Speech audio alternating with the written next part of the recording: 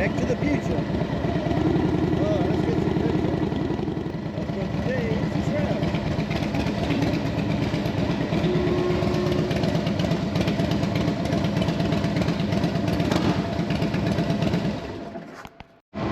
Righto. A lot of construction.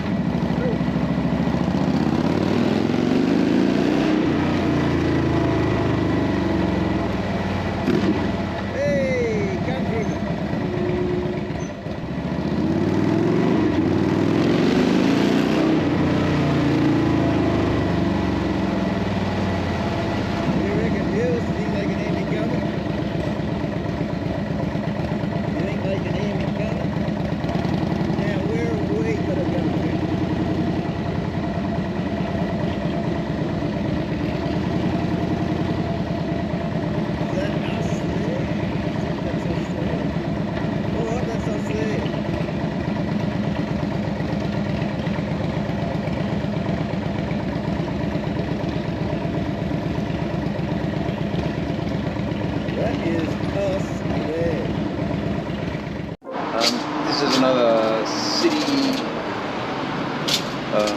Cloud 9 shop. They're pretty cool, it's got everything I need.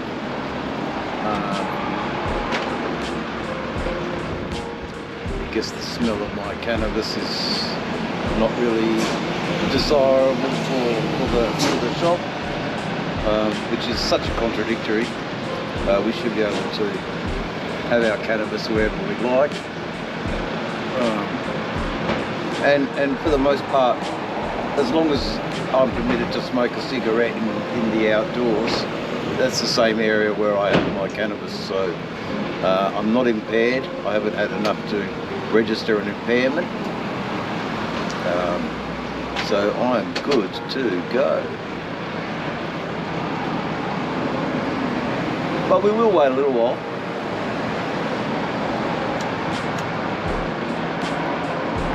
We will wait a little while before we go. Here in my prison dax, looking all apart. Could do with a drink though, so I think that's where we'll go today. Join us as we roll down the road. Here comes another hog. He's busting it.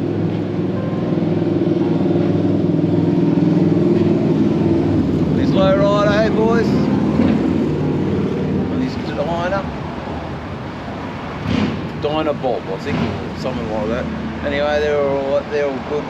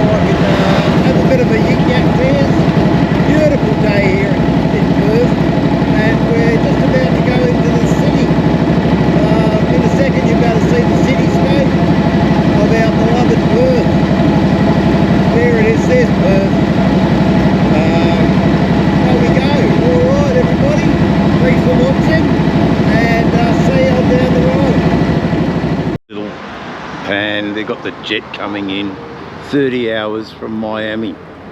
There it is. Welcome to Western Australia, guys. I don't know if I'm up to doing that trip. I know my friends in America want me there, and sure enough, I'd love to go as well. We'll just get out of the wind a bit. Yeah, all right. Water looks really muddy. Okay, so we're off. We are off to, we really should have gone up to Kings Park actually, so we have a really good view of the city. Anyway, the traffic, the water, Swan River, mighty Swan River, and you won't need to film anybody. Okay, catch you later. Traffic's a bit boring. We all know what traffic is. So we won't go and film the traffic, but we can have a talk. I'll have a talk to you. Yeah, I'll have a bit of a chit chat with you, and we'll just wait for this pile of traffic to get through.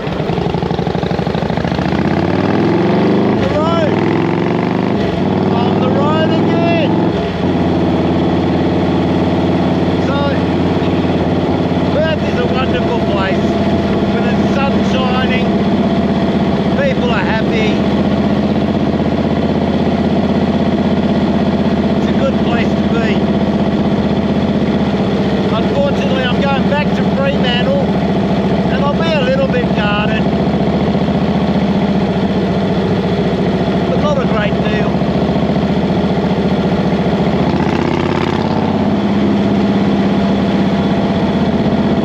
And there's got to be a bit more aware that not everybody's got what I have, so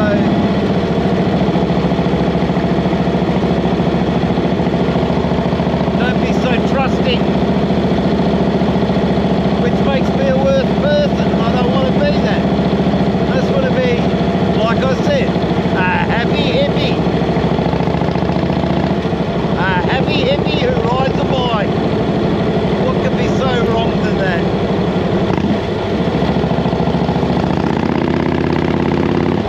Sorry about that, just had to concentrate. Yeah, what can we say? So bad about being a happy hippie. Alright, bit of lane splitting. There we go. Lane splitting. Pretty sure we can do it in Western Australia.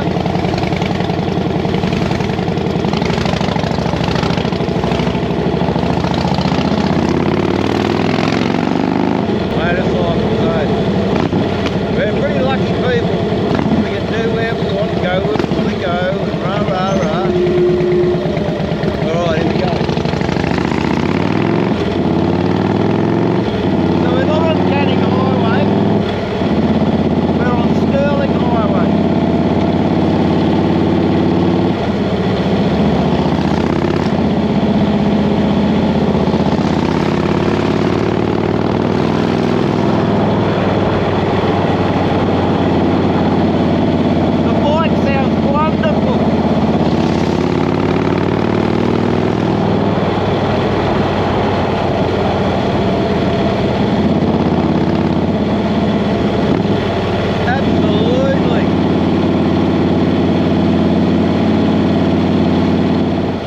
Yes, that's good. The camera's working.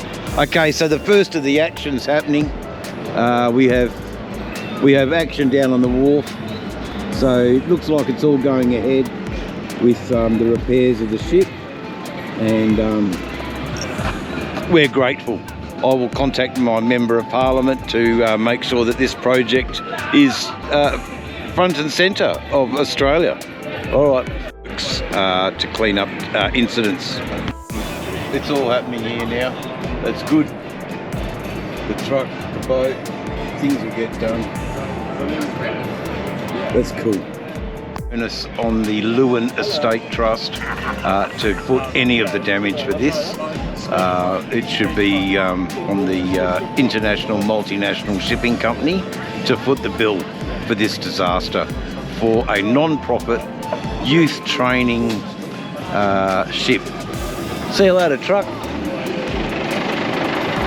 Trucks are going to be focused demolition. There you go. All cool, eh? It's all happening at the port. So yeah, the trucks are here, action's happening. Someone's going to have to foot the bill for this, and I hope it isn't the Lewin Trust, but rather the international, multinational shipping lines, shipping lines, other weapons, who should be responsible for this. Film me with mine. Here, Harley Davidson are inviting you into the heart of the engine for you to go, you too can be one. When you are riding the bike, you are one. It's not just the bike and the rider. When you're not riding it, it's the bike and the rider. But when you're riding it, it's... And that's what... I don't know if this motorcyclist has gone for that idea, that we invite you into the heart of our machine. Draws you in. Or it just, you know, like, that's good.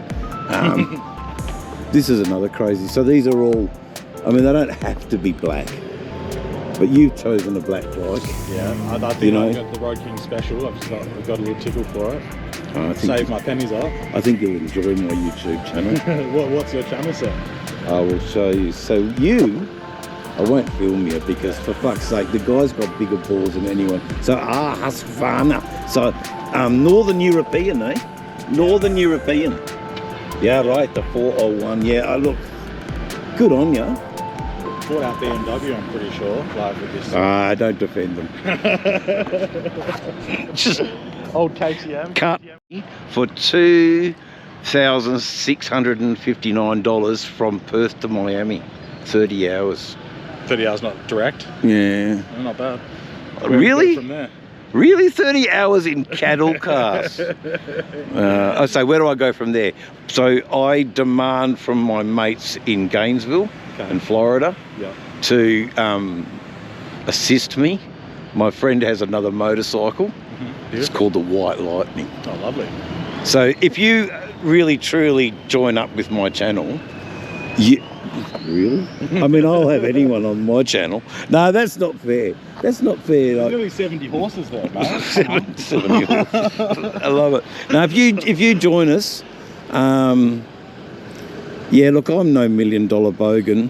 Danny Hayes has got a lot greater grasp on his expendable wealth than I have. But I put my expendable wealth into my gold rims. Yeah. So I've gone for the gold rims where this dude's gone for something else. I like that. I've gone for the red bandana. How many spokes is that? Fuck knows. I haven't counted. Nah, probably 50. Okay.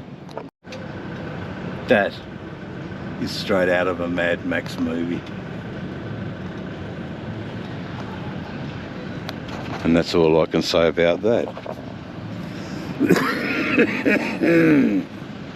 Pretty cool. Here in Fremantle, hanging out with the bikes. Meeting the owners, talking to people. It's cool, man.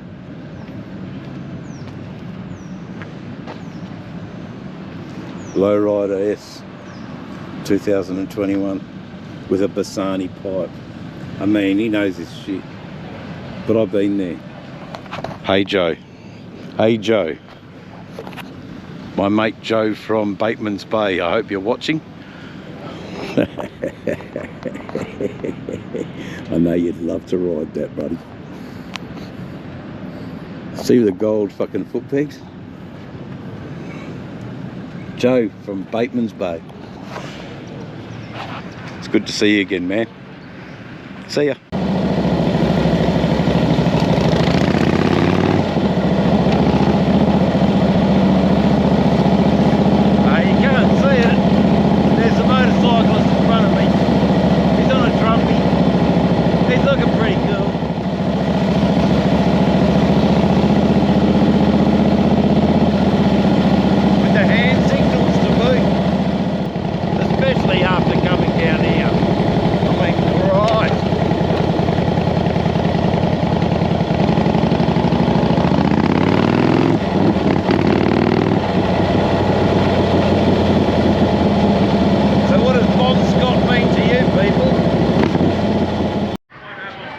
On a West Australian sunny afternoon, Bon Scott singing. Bon Scott, 1946 to 1980. Bon Scott. There you go. Pretty cool West Australian. Internationally known. Bye, mate. See you again, Bon. Bye, mate. Back to the scene of the crime. At the car wash. Yes, we're at the car wash. And we'll clean our bike up because we've got to take it out to the Bogans tonight. And it's a good thing to do after the Bogans. We'll have some dinner, I think. Bit of dinner. Bit of dinner at the port before we go off to see the Bogans. It's a little bit of, about an hour to go before we see the Bogans. All right, later. Yeah, my sister said he's definitely one of those biker guys. The sister. For sure. in Eindhoven. No, Eindhoven is more south. I'm from Arnhem. Arnhem. Yeah. Arnhem. Arnhem. You got to roll the R's. Yes, I was just went to like the shipwreck museum. There's so much Dutch history. Dutch history, yeah. So my dad came out from Arnhem in 1950. Look, the idea was that Arnhem was absolutely trashed after Second World War. Yeah. And true. It was flattened. It was Bridge to Far thing, right? So it was flattened, and rebuilding wasn't going to ever happen for another 30 years. So Papa came out and met Mama, and they lived in the hills. Australian Mama then? No, Irish. Irish. So immigration was huge back in the 50s. Yeah. Immigration was absolutely huge. Australia was not populated. Yeah. Back in it's still quite spread out over here. I mean, what are they? The populations are in along the coast. We are fringe dwellers in Australia, and not a lot of population is in the centre of the country. So our population is quite sparse. I think that's the right word. Yeah, I'll second to this Dutchman into becoming a subscriber. What do you think? What do you think? What do you think, viewers? Okay, because you know David's channel has to be international. It must be international. Oh, he's one of those biker types. Well, you tell your sister how wrong she is. I'm a musician and an artist and a poet and a writer. There you go. So she's wrong. You look like an artist. That's for sure. Your name is David? Yeah. Hi, David. Hey. I'm Dylan. Nice Dylan? to meet you. Yeah, cool. I'm having a bit of dinner, and I've met Dylan from Arnhem. Now, remember, folks, when you speak Dutch, it's imperative to roll the R's whenever you speak the Dutch language. Yeah? Very fortunate to have met a young Dutch filmmaker who can talk to me a little bit about my filmmaking, and I am I'm happy because that puts me on a world perspective. What is the best platform for me to tell my story? And is it YouTube? Is it TikTok? Is it Shorts? Is it Reels on Facebook? I think it might be TikTok, because TikTok's a huge platform.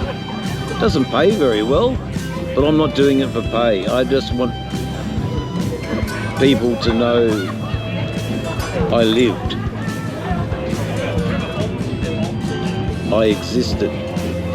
I was here in Fremantle, in Western Australia.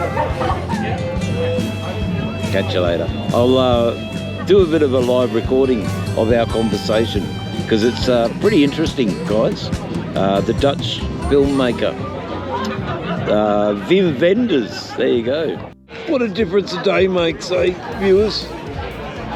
You know, last time I was in Fremantle, they took their stole. Now I'm being gifted a beer, conversation, good times.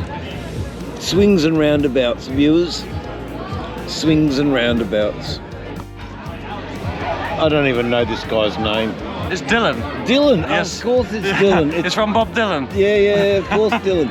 I forgot his name. Anyway, we say Prost. Prost. Prost.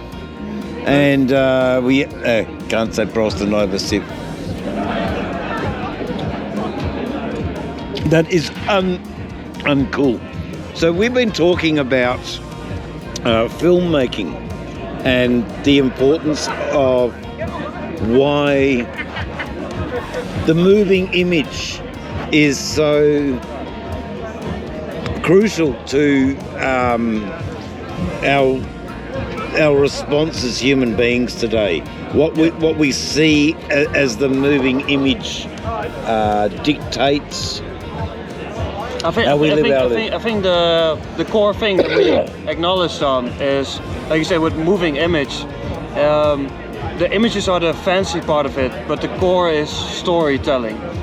Like if you wanna be persuading people to keep watching, there needs to be a story. He's very shy. He likes being behind the camera, but in front, no. He thinks I've got a face for a radio, but he hasn't. The guy's cool, man. He's a wealth of information, and also brings an international perspective that is lost on me as an Australian. I live such a secluded, out of the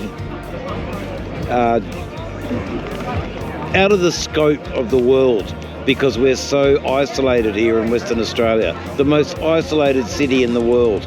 And but great minds will always find a way to come together to discuss.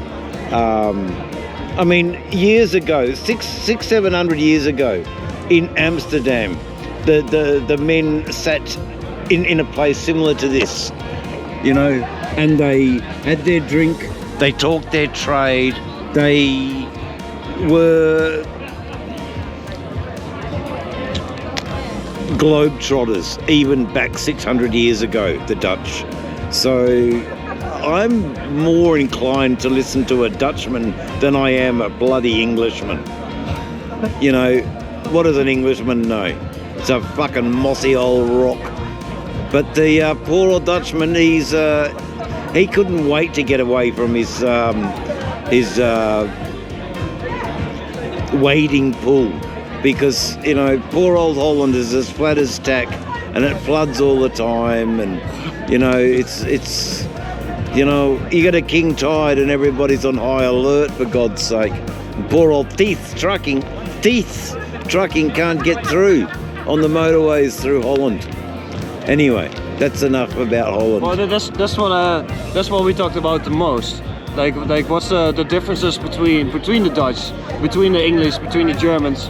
And I was reading this quote to David before. I went to the Shipwreck Museum right here in Fremantle, which is an awesome place to go.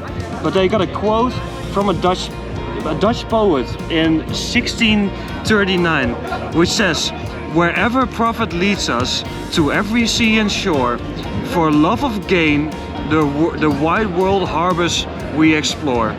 And that's like the pure mentality of what the Dutch were doing back in the day. That's what I'm learning as well, right now being in Fremantle, is these Dutch people didn't come to conquer. They came for business and structure and optimization. And to ultimately improve their own lives. Without trade, how does one improve your life? You trade your time to gain employment. Gaining employment gives you income. Income allows you to live your life better than no income. And that's what they're all about. They didn't have the pride like the French or the English or the Germans, because they were empires and they had so much pride and they needed to conquer because they could. Where the Dutch were like, we see an opportunity or we don't, and we leave it. You know, we got like New York at some point, and the English, they wanted to take it. We're like, have it. We'll sell it. Have it. Please stop bothering us. Please stop bothering us, emperor stuff. With your imperial rule, for God's sake. Because it came down to the imperial rule meant that you paid taxes to the empire. That's what it came. Money for the empire. Yeah, the moment during the 1600s that the Dutch came here, which we call our golden age, the most profitable moment in the history of the Netherlands. At the same time, we were at war with England, France, Germany, and Spain. It's like we're basically in what at that point in time it would be a world war. The enemy of the world. You're in war with every single person at the same time, making the best profit.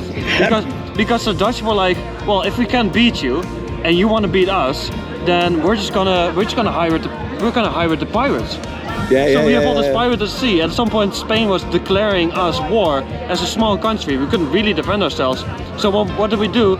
We just like reached out to the pirates and we're like, hey guys, what about you are on our team right now? For 5 guilders. Yeah, you can sell all your stolen stuff. Yeah. You can sell it at our place. Don't care. You can get a hostel. You can have a good time in Amsterdam, right?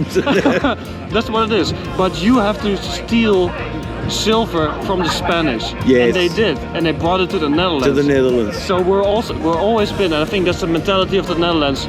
You can always win, doesn't matter how small you are. What a fascinating story, right? YouTube? You know, anyway, look, let that sink in. These are the conversations that you can have at Fremantle if you're open to it. Or you can have the conversations, oh, that freak stole my tobacco. I'd rather these conversations. These are far more uplifting to me. All right, thanks for watching. Young fella, the young Dutchman, we'll take him out to have a look at the Sea of Colours. Going to be a pretty amazing thing. I hope he doesn't backtrack now, and that we meet him at Whitford's railway station. And yeah, I'll take him out to have a look at the Sea of Colour. He can be a cameraman for me while I do the swing around. Because we all know what that fucking Road King sounds like, don't we? We love it. Hey, with that Two Brothers pipe. All right, later. So, the Friday evening. Check them out. Have a look at the colours on this machine. That is mad. These bikes are, yeah, they're really state of the art for Western Australia, guys. These are the bikes. And yours truly's over there in amongst them all.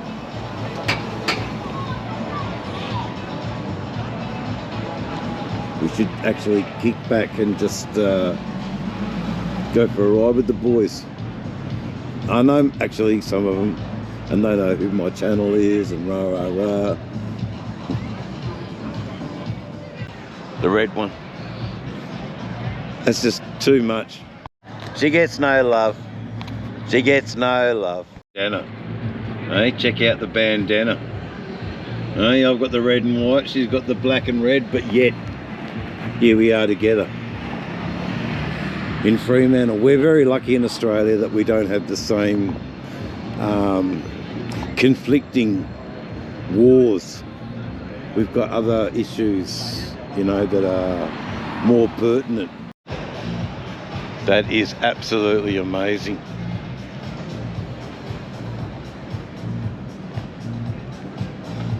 Right. This is a nice bike. I don't know how well you can see it, guys, but it is definitely a nice bike. Anyway, we're nearly out of battery. It's been a great night. It's been a great day.